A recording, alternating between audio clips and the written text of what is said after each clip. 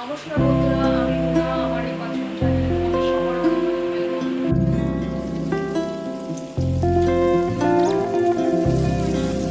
আজকে আমি বানাচ্ছি ধোসা, যেটা আমি তোমাদের সাথে শেয়ার করব।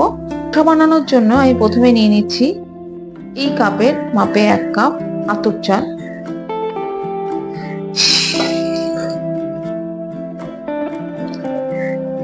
আর নিয়ে নিচ্ছি আধ কাপ সেদ্ধ চাল, নিয়ে নিচ্ছি আধ কাপের মতো কলাইয়ের ডাল, আর নিয়ে নিচ্ছি হাফ কাপের থেকেও একটু কম ছোলার ডাল। এবার আমি সবকিছু ভালো করে ধুয়ে 5 ঘন্টার জন্য জলে ভিজিয়ে রেখে দেবো। আমি যে ধোসা বানানোর জন্য চাল আর ডালটা রেখে দিয়েছিলাম ভিজিয়ে, সেটা এখানে 5 ঘন্টা হয়ে গেছে। দেখো কতটা নরম হয়ে গেছে। এবার আমি এটা পেস্ট করে নেবো মিক্সিতে। এখানে আমার ডালটা পেস্ট করা হয়ে গেছে। এখানে ধোসার চাটনিটা বানানোর জন্য আমি নিয়ে নেবো কিছু কুচনো নারকেল,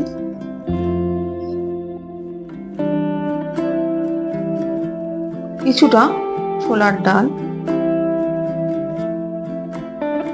কুচনো আদা,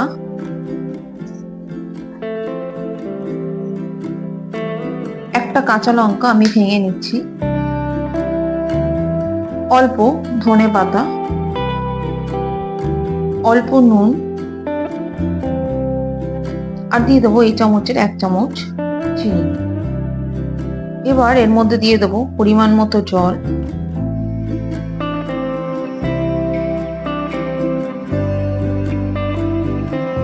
এবার আমি এটা পেস্ট করে নেব। এখন আমি যে ধোসার ভেতরে যে পুরটা সেটা বানাবো, এর জন্য আমি কড়াইতে নিয়ে নিয়েছি অল্প তেল।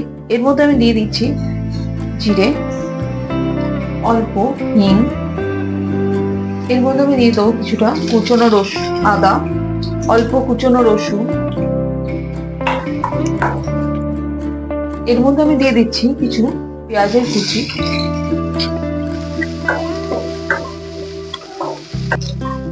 এর মধ্যে আমি কারি পাতাও দিয়ে দিয়েছি কিছুটা, দিয়ে দেবো অল্প নুন, লঙ্কার গুঁড়ো, সামান্য হলুদের গুঁড়ো।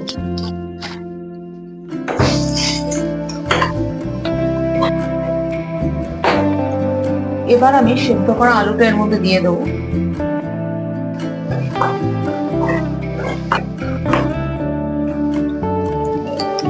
এবার এর মধ্যে দিয়ে দিলাম কিছু কুচনো ধনে পাতা।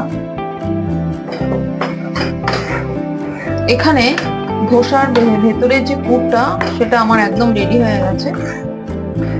পরে যে সোমবারটা দেবো তার জন্য আমি কড়াইতে নিয়ে নিয়েছি অল্প তেল। এবার এর মধ্যে আমি দিয়ে দেবো কিছুটা কালো সর্ষে, এর মধ্যে দিয়ে দিচ্ছি অল্প ছোলার ডাল, দিয়ে দিচ্ছি 3টে শুকনো লঙ্কা, আর কিছুটা কারি পাতা দিয়ে দিয়েছি। এবার আমি এটা ভালো করে ভেজে নেব। এবার আমি এটা চাটনির মধ্যে ঢেলে দিয়েছি। চাল ডালের এই ব্যাটারটা 9 ঘন্টার মতো প্রায় হয়ে গেছে। এটা ফেটানোর আগে আমি একটা বাটিটা প্রথমে চেঞ্জ করে নেব। এবার আমি এর মধ্যে দিয়ে দেবো অল্প নুন, দিয়ে দেবো সামান্য খাওয়ার সোডা, আর দিয়ে দেবো অল্প চিনি। এবার আমি এটাকে হাত দিয়ে খুব ভালো করে ফেটাবো।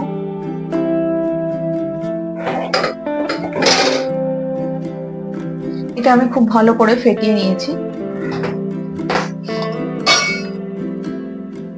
এখানে আমি একটা ননস্টিকের প্যান গরম করতে বসিয়ে দিয়েছি গ্যাসে।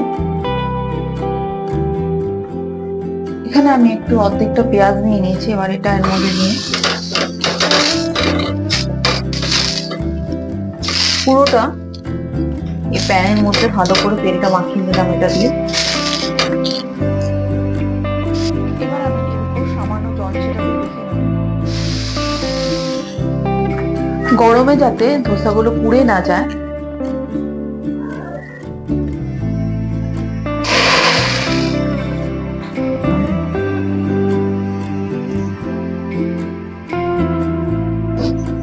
এর মাঝখানে আমি ধোসা দিয়ে দিলাম।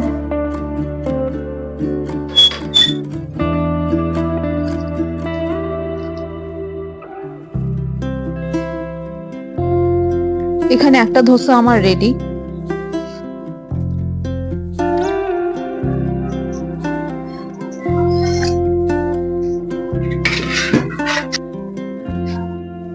এখানে দেখো আমাদের ধোসা রেসিপি একদম রেডি, আর রাতের ডিনারও একদম রেডি।